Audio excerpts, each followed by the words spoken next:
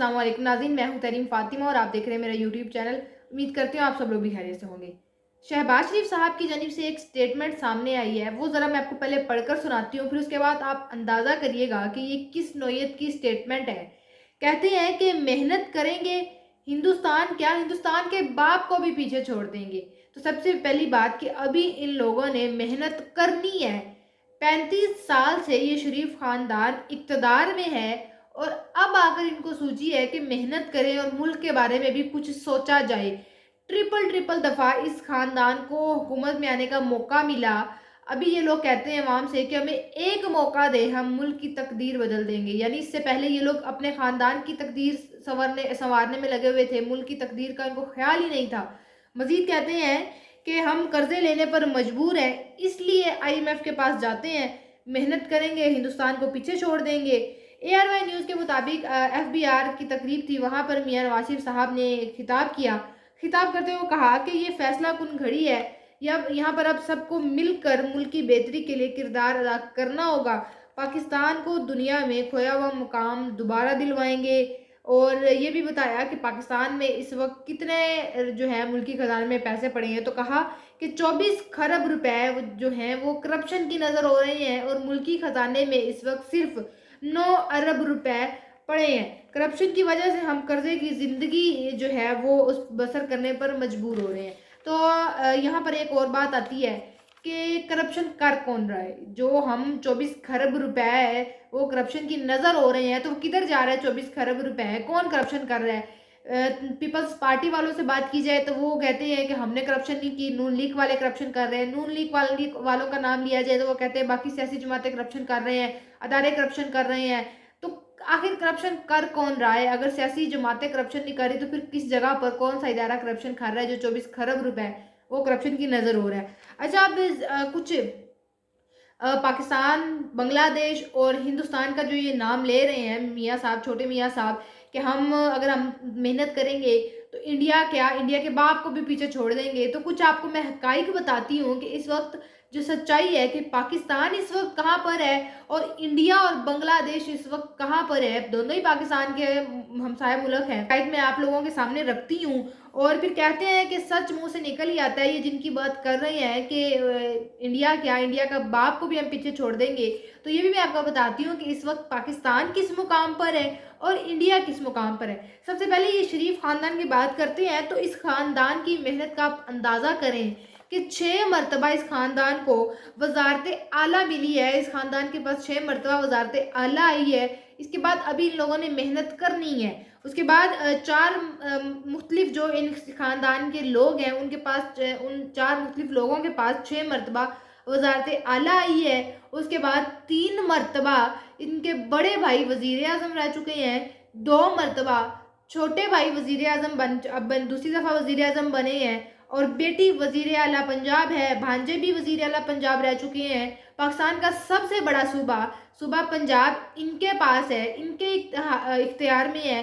तो अभी ये किस तरह चाहते हैं कि इनके पास वजारत आए, इक़्तिदार में ये लोग आएँ और मुल्क को तरक्की की राह पर लेके जाएँ। तो आप इससे अंदाज़ा करें कि वजारत उज़्मा भी इनके पास रह चुकी है 5 मरतबा, जैसे कि मैंने बोला 3 दफ़ा बड़े भाई, 2 दफ़ा छोटे भाई। और अभी ये लोग कह रहे हैं कि हमें मौका दें। 35 साल तक इन लोगों ने हुकूमत की है, तो मतलब ऑलमोस्ट कोई 3 दहाइयाँ बनी है, 3 दहाइयों से ज़्यादा इन लोगों ने हुकूमत की है। और इन 3 दहाइयों में इस खानदान ने सिर्फ अपना सोचा है, पाकिस्तान के लोगों का नहीं सोचा, पाकिस्तान का नहीं सोचा। तो अब इनको अंदाज़ा हो रहा है कि अब हम मेहनत करते हैं और पाकिस्तान को यहाँ से यहाँ पर ले जाते हैं। अब मेहनत करने का इन लोगों ने 35 साल के बाद सोचा है। खानदान के कारोबार के हवाले से बात करें तो आप अंदाज़ा करें कि उतना पैसा मुल्की खजाने में नहीं है जितना सिर्फ इस एक वाहिद खानदान के पास है। और इतना पैसा इन लोगों ने बनाया है, मेहनत की है इन लोगों ने सिर्फ अपने ख़ानदान के लिए कि ये किसी भी मुल्क में, कई ममालिक में एट अ टाइम ये लोग अपने कई कारोबार बिल्ड कर सकते हैं। इससे पहले इन लोगों ने यूरोप में अपना कारोबार किया, उसके बाद सऊदी अरब में इन लोगों ने कारोबार किया, पाकिस्तान तो फिर इनका है ही अपना मुल्क, और चीन में भी ये लोग कारोबार करने के बारे में सोच रहे हैं। और जो मियाँ शहबाज शरीफ साहब इससे पहले चीन का दौरा करके आए हैं तो वो इसी सिलसिले में करके आए हैं कि चीन में भी अपने कारोबार का आगाज़ किया जाए। तो ये एक पूरा हिस्ट्री है इस ख़ानदान की कि इससे पहले ये लोग अपने ख़ानदान के लिए मेहनत करते रहे हैं, अपने बच्चों के लिए, आने वाली नस्लों के लिए मेहनत करते रहे हैं कि आने वाली नस्लें बैठ कर खाएँ। ये इनका सिलसिला है कि ये एट अ टाइम कई ममालिक में अपना कारोबार बिल्ड कर सकते हैं। और अब इंडिया का डाटा आपके सामने रखती हूँ, तो आप इंडिया का डाटा देखिएगा कि वो मुल्क जो हमारे साथ आज़ाद हुआ है, आज वो कहाँ पर खड़ा है और पाकिस्तान कहाँ पर खड़ा है। और वो मुल्क जो पाकिस्तान से अलहदा हुआ था, बांग्लादेश, जिसको हमने अपने साथ रहने ही नहीं दिया, वो आज पाकिस्तान से कितना आगे निकल चुका है। अगर इंडिया के हवाले से मैं आपको अपडेट करूं तो इंडिया के फॉरेन रिजर्व्स बताऊं कि इंडिया के पास इस वक्त कितना पैसा पड़ा है कि वो कितना बाहर से एक्सपोर्ट कर सकता है, चीज़ें कितनी खरीद सकता है, वो उस कितना पैसा इंडिया के पास है। तो इस वक्त इंडिया के पास 600 अरब अमरीकी डॉलर फॉरेन रिजर्व्स है, और जबकि पाकिस्तान के पास सिर्फ 8 अरब अमरीकी डॉलर जो है वो फॉरेन रिजर्व्स है। बांग्लादेश का सुने तो बांग्लादेश के पास इस वक्त 40 अरब डॉलर फॉरेन रिजर्व्स है। मतलब पाकिस्तान की निस्बत दोनों ममालिक के पास बहुत ज़्यादा इस वक्त फॉरेन रिजर्व्स है, और पाकिस्तान का आप अंदाज़ा करें कि पाकिस्तान इस वक्त कितना पीछे है। अब आ जाएं जीडीपी की तरफ, यानी कि जो टोटल इनकम होती है, कितना एक मुल्क जो है वो जनरेट करता है, तो उस पर बात करें तो उसमें भी पाकिस्तान इन दोनों ममालिक से पीछे है। इंडिया का 3,417 अरब डॉलर है जीडीपी, और बांग्लादेश का 460 अरब डॉलर जीडीपी है, और पाकिस्तान का सिर्फ 374 अरब डॉलर। ये पाकिस्तान जनरेट कर रहा है। ये जो पाकिस्तान का जीडीपी है, वाजिया फ़र्क आप लोगों के सामने है। उसके बाद एक्सपोर्ट पर आ जाते हैं कि इंडिया क्या एक्सपोर्ट करता है बाहर के ममालिक, तो वो कितना है। तो इंडिया के 765.6 अरब अमरीकी डॉलर एक्सपोर्ट का है, सारा का सारा जो इंडिया बाहर एक्सपोर्ट करके चीज़ें कमाता है। बांग्लादेश की बात करें तो वो 43.55 अमरीकी अरब डॉलर जो हैं वो बांग्लादेश के हैं, और पाकिस्तान के सिर्फ और सिर्फ 28 अरब डॉलर ये पाकिस्तानी हैं जो बाहर चीज़ें एक्सपोर्ट करके कमाते हैं।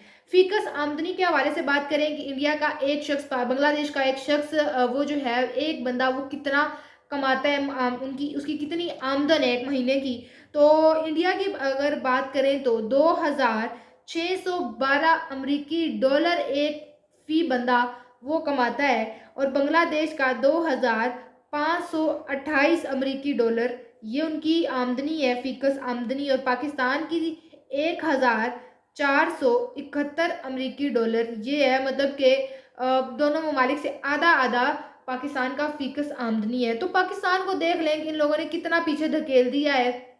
कोई अब हम ब्लेम भी नहीं कर सकते कि वो लोग हमसे पहले आज़ाद हुए थे इसलिए उन लोगों ने इतनी तरक्की कर ली। एक मुल्क तो हमसे हमसे बाद में अलग हुआ है, तो अब देख लेंगे वो पाकिस्तान के मुकाबले में कितना आगे चल रहा है। और एक्सपोर्ट के हवाले से बात की जाए तो वो कोई पुराना एक्सपोर्ट के मामले में नहीं है बांग्लादेश।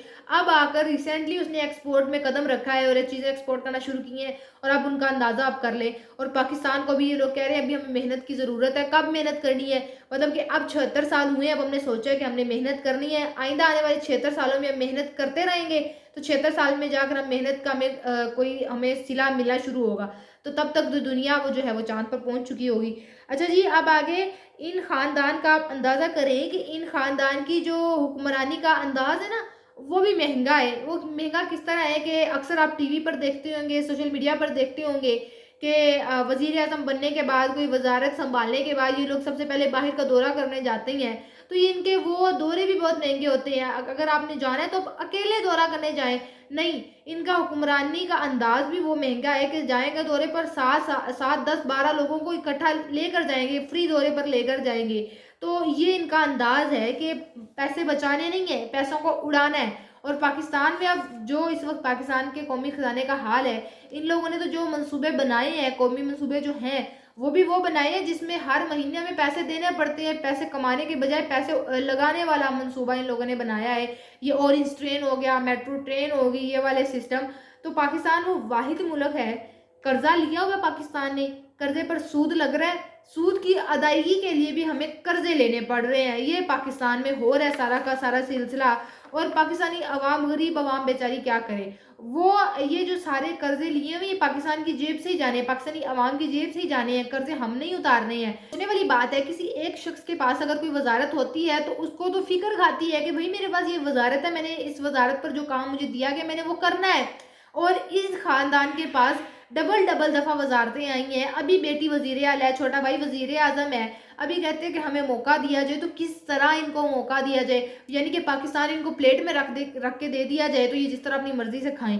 अब ये जो पिछले 16 माह में छोटे मियाँ साहब ने हुकूमत की है, इस कदर मईशत इन लोगों ने नीचे गिराई है। जब वजीर आजम इमरान खान को उतारा था नीचे, इमरान खान को उतारा था, उनकी हुकूमत से गिराया था, तब आप अंदाज़ा करें कि पाकिस्तान की जो मईशत जो ग्रोथ रेट थी, जो शरह थी, वो 5.5 और 6 के लगभग थी कि पाकिस्तान की ग्रोथ रेट ये थी। जब 16 माह इन लोगों ने हुकूमत की तो तब उसके बाद ग्रोथ रेट आप जाकर गूगल पर बाकायदा अगर सर्च करके देखें, 2023 की मैं आपको बता रही हूँ, तो 0.3 थी पाकिस्तान की ग्रोथ रेट, यानी कि 1% भी नहीं, 1% से भी उसका कोई तीसरा हिस्सा जाकर पाकिस्तान की ग्रोथ रेट थी जो 16 माह के अंदर अंदर ये मियाँ शहबाज शरीफ साहब ने हुकूमत की है। तो ये हाल तो कर गए हैं। तो अब आप अंदाज़ा करें, अगर कोई आता 0.3 ग्रोथ रेट पर, पाकिस्तान तहरीक इंसाफ आती या पाकिस्तान पीपल्स पार्टी हुकूमत में आती, तो उनको टाइम लगना था इस ग्रोथ रेट को भी बढ़ाने में। तो इन लोगों ने ये सारा का सारा ब्लेम अब जो हुकूमत होनी थी उन पर डाल देना था। तो अच्छा है कि ये हुकूमत जो इन लोगों ने कारनामे किए हैं, वो कारनामे अब इन्हीं की हुकूमत को मिले। अभी किसी को ब्लेम नहीं कर सकते कि ये जो अब महंगाई हुई है, ये 16 माह की हुकूमत जिन लोगों ने की है उनकी वजह से हुई है। 16 माह हुकूमत भी इन लोगों ने की, अब रिसेंटली हुकूमत भी इनकी है, तो ये ब्लेम नहीं किसी को कर सकते कि ये जो मईशत का बेड़ा गर्क किया है ये 16 माह की हुकूमत ने की है। तो ये सब कुछ इनका अपना किया हुआ है। तो ये तो हमारा आज का व्लॉग। आपसे इंशाल्लाह मुलाकात होगी अगले व्लॉग में। अपना बहुत सारा ख्याल रखिएगा। अल्लाह हाफिज़।